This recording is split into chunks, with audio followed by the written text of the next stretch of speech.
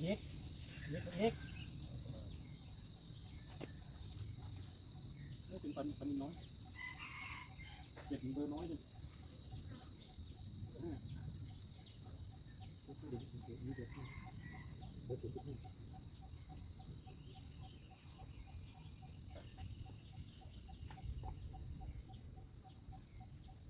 กระตุกค่อยๆนึง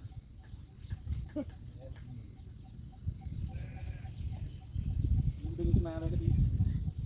ไม่หรอกบางทีมันดึงแบบนั้นก็ปาดมันฉีกเมื่อวานนี้ก็เป็นแบบนี้วันนี้นะผมเกือบไม่ได้ปาดฉีกผมกระตุกค่อยๆเมื่อวานขึ้นมาอย่างนี้ปาดฉีกเยอะเลยโอ้ยไหนเนาะปาดตัวแรกแล้วนี่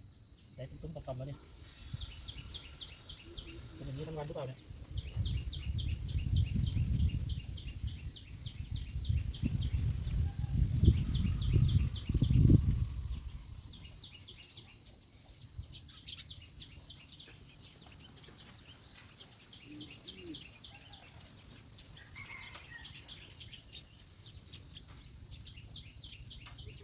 แต่ว่าจะเอาไปอยู่เลย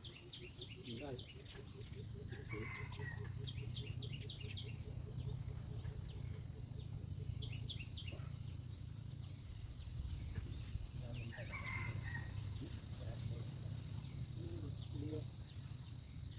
สลับไม่ได้ตัวไหนครับ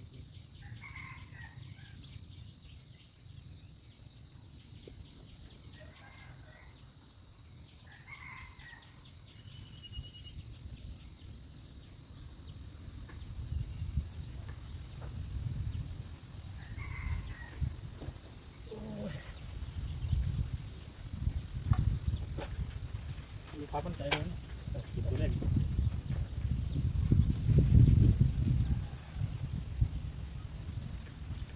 ว่าถ้าฟ้าหลุดไปแล้วอ่ะน้ำ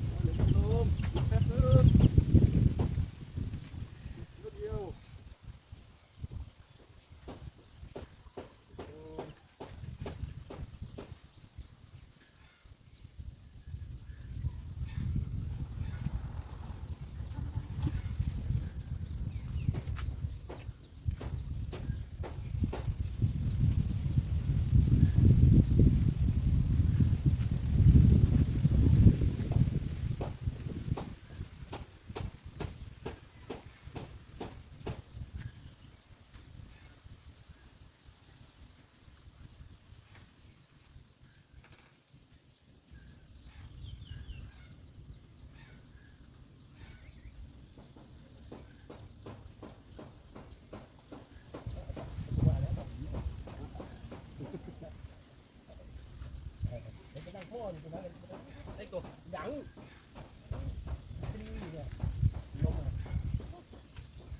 ได้ปะมันตั้งหมดนะโอ้มันกินมันไม่เท่ากันไง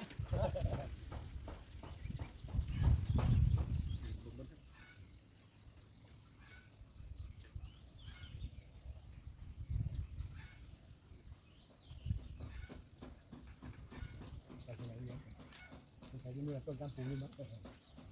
จะลงตรงนี้วันนี้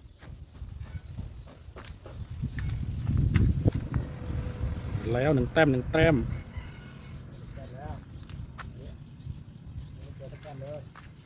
ในตัวอย่างนี้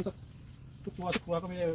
ว่าอะไรแบบนี้ไม่เกี่ยวหรอกไม่ขี้เหร่หรอกถ้าได้ตัวแบบนี้ทุกตัวอย่าให้มันน้อยกว่านี้เถอะ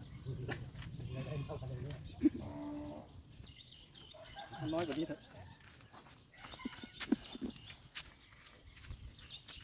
มากินไก่กินไก่ข้างไก่จะลุ้นปลาใหญ่นะ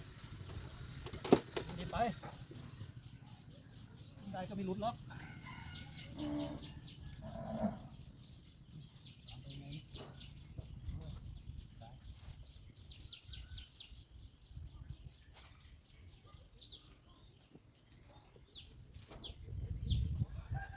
มาแล้วไม่ออกไปทั่วมันติด2 ดวงเดี๋ยวมาตัดถึงตรงนี้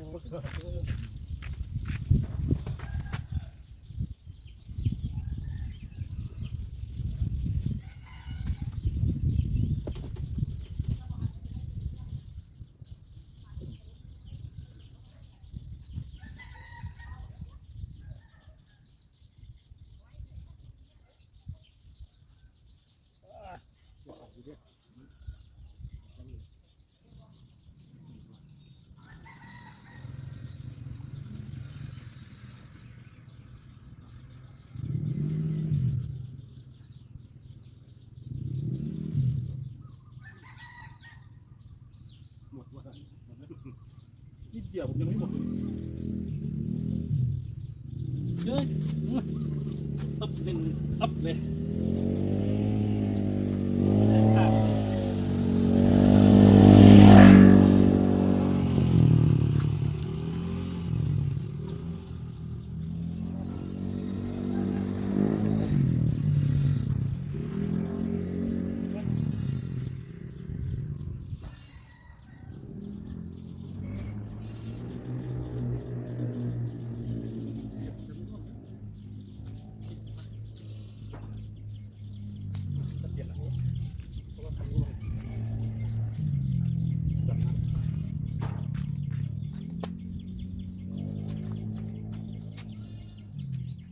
เมื่อวานนี้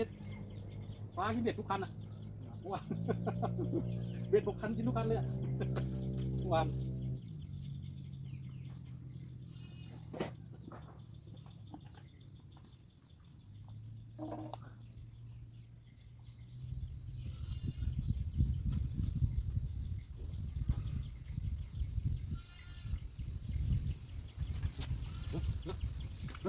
เอาอีกรอบเดี๋ยว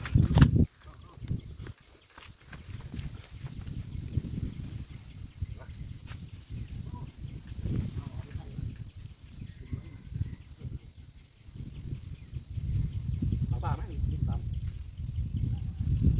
ว่าปลาดุกก็ไม่รู้ปลาดุกจริงๆปลาดุกจริงๆดูนะตัวผีเบ็ดไม่คมหรือไงวะเบ็ดก็คมนะยังไงวะเบ็ดมันเอาหน้าไม่เอาจนได้หรอก